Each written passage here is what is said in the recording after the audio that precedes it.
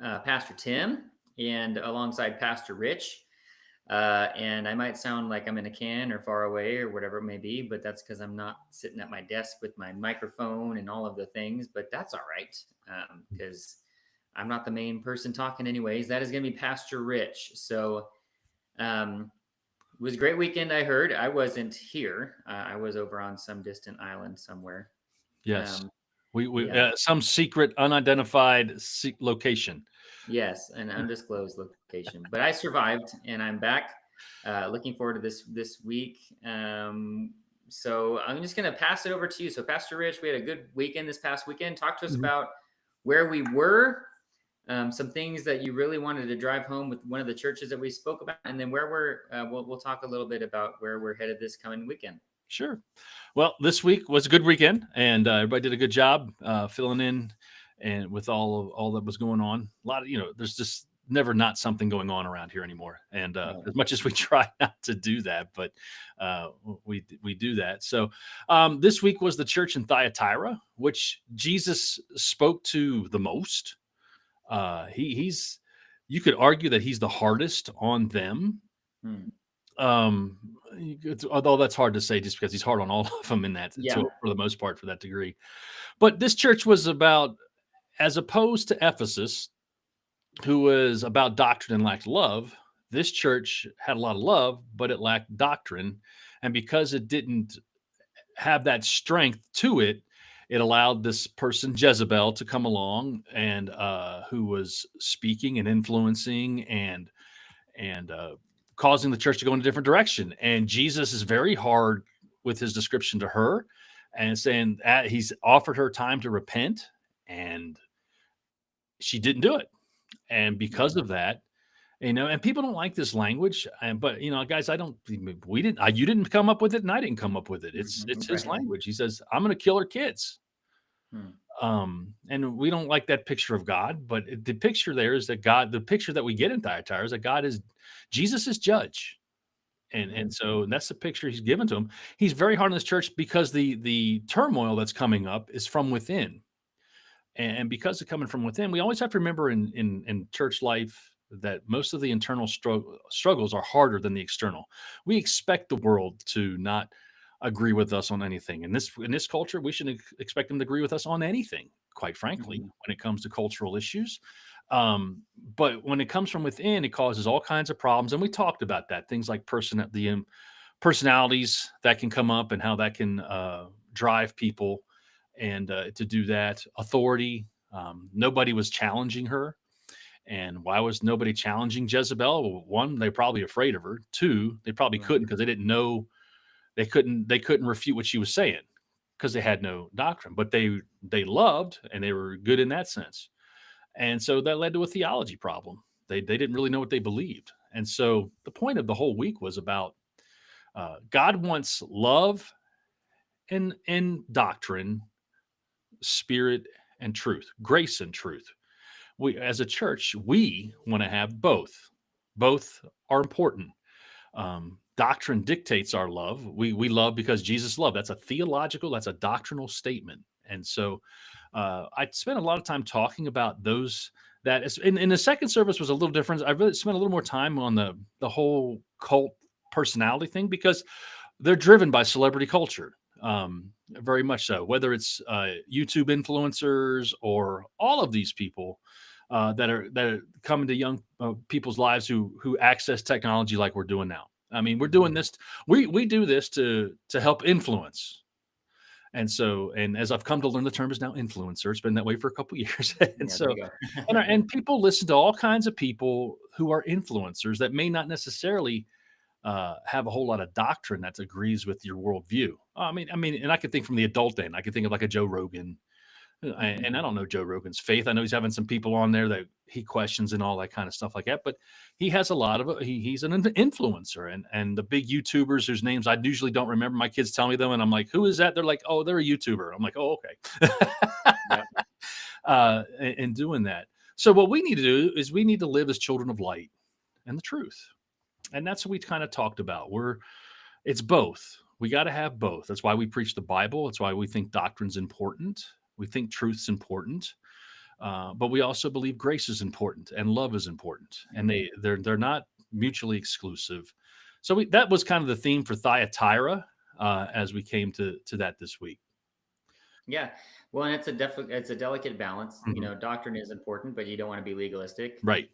Um, and love is important, but you need to be aware of your surroundings. So, you know, um, it's tough. Actually, last night with the two, we're going through a series of on Revelation as well with students, and so last night we did a flyover over all 7 churches, right? Hmm.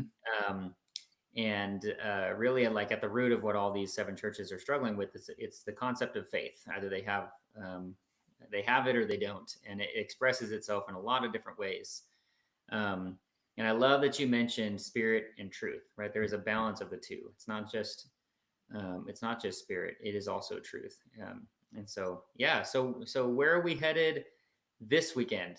What church? What's the main The thing as we start to get our hearts right? If you don't know what this podcast is, it's called Looking Both Ways because we're looking back at what we spoke about on Sunday. If you're like me and you missed the message on Sunday, it's a great way to get context as you're heading into this following weekend.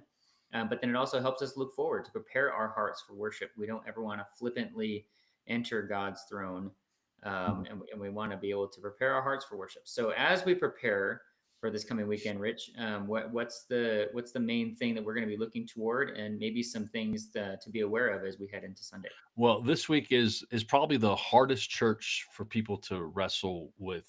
Although he wrestles with a lot of things. It's the church at Sardis, and he says they're dead. Hmm. All right. And I mean, they're really literally they're on the verge of death. The word he uses is necros, Hmm. which is the same word he uses in Ephesians 2 when he talks about you were dead in your trespasses and sins.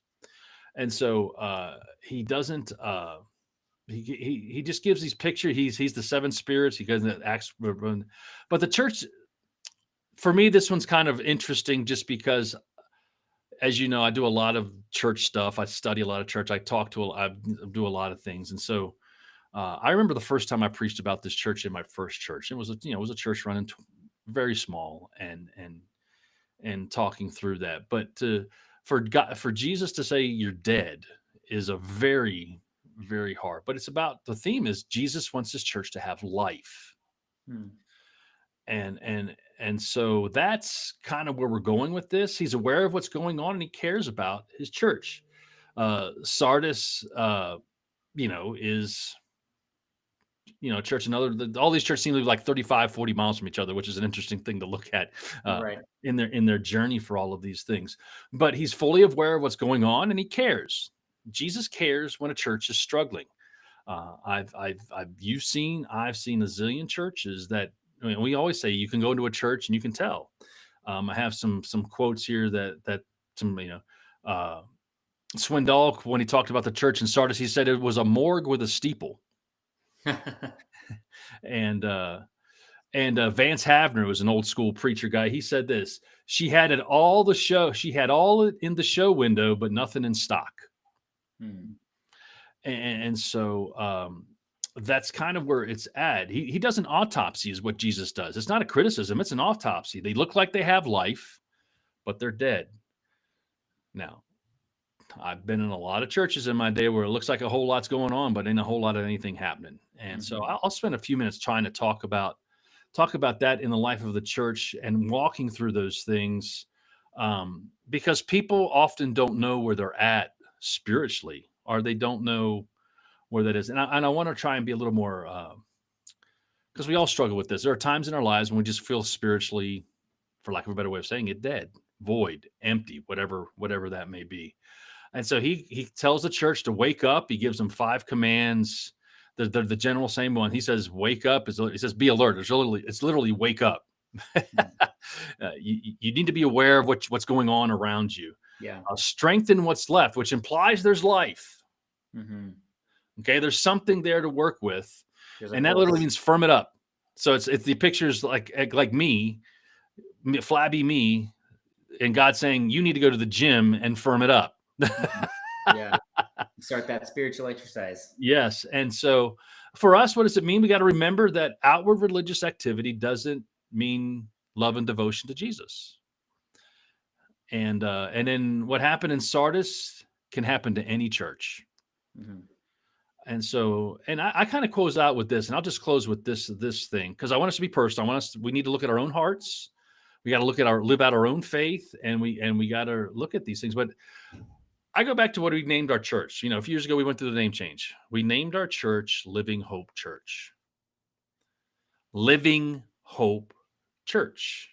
Now, you and I didn't come up with that name. We allowed the church Mhm. as a whole to come up with the name. And so the challenge for us is we're to live that out. If we're going to be living hope, then we need to be living hope. And I'll close out with that because the promise is that again, we'll always conquer, we'll be good, and God knows us, and Jesus says that we're his. And Yeah. that's the thing. But yeah, but living, I was as I was doing this one the other day, and I was just like, man, we call ourselves Living Hope. We want to have life in our church. Yes. Now, that gets people in trouble sometimes, right? Because some people don't know what that looks like in church because we have our own stereotypes and things. And I Mhm. think sometimes in our world, our little tribe world, we get so caught up in fear of enjoying God's presence because it's perceived as unholy or disrespectful. And I'm like, I don't think Jesus is asking us to do that, but he is asking us to look like we have a pulse when it comes to our relationship with him. And so that's Yeah. that's where this week is about. Yeah, and actually, the song that we wrote as a church when the name change was coming out, and just what we want to be as a church, the Mhm. song "Dare to Be." One of the lines that I wrote in there is, "We don't claim life without living." Right. It's really easy to claim salvation, to claim that new creation, new life, but then you don't do anything. We actually, with our very first youth group, we used to ask the question, "How do you know something's alive?" And the students would respond, "It does stuff," right? Yeah. I can tell if something's dead, and I can tell if something's alive, and it's not hard to tell.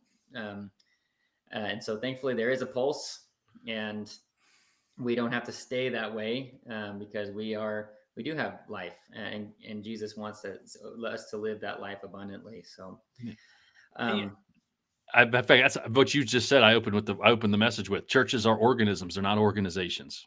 yes, yeah, it's living and active, Hmm. and it has a mission, and you can't live out a mission if you're dead. So, one thing that I'd like to share, just for you parents that are out there, what's really neat is you're going through a series on Revelation. So are we, and we actually just put out our March newsletter yesterday. And I wanted to kind of share some stuff. If you're a parent and you're listening to this, just some cool things that you can do to continue to learning outside of this podcast, outside of Sunday mornings.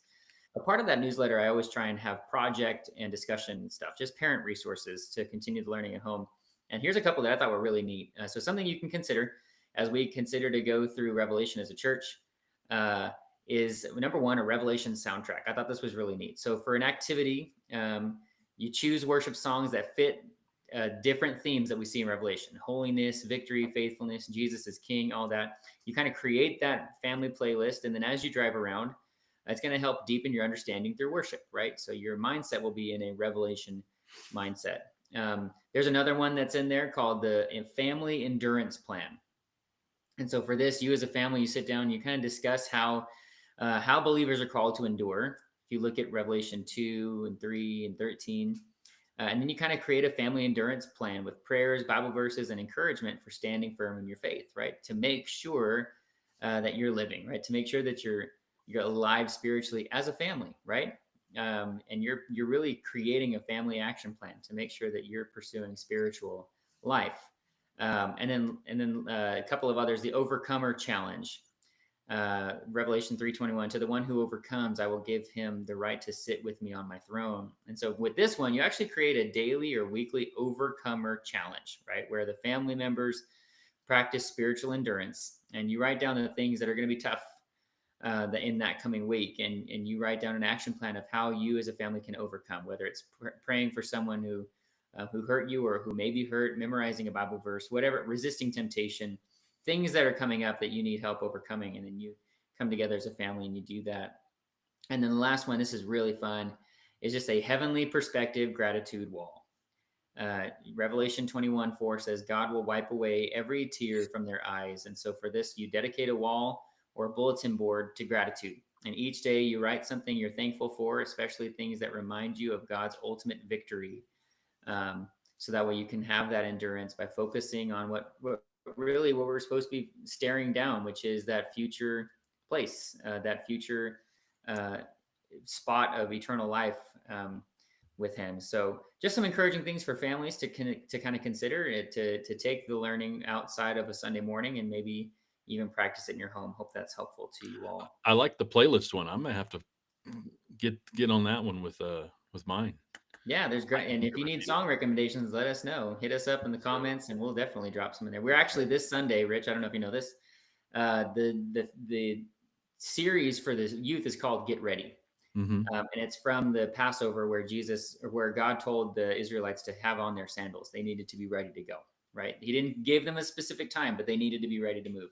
Hmm. Um, and I love that picture when, especially when it comes to Revelation, that we're supposed to get ready and stay ready. And there's a great song by Daniel Rivera that we're going to do this Sunday. We're going to introduce it to you, and it's called "People Get Ready."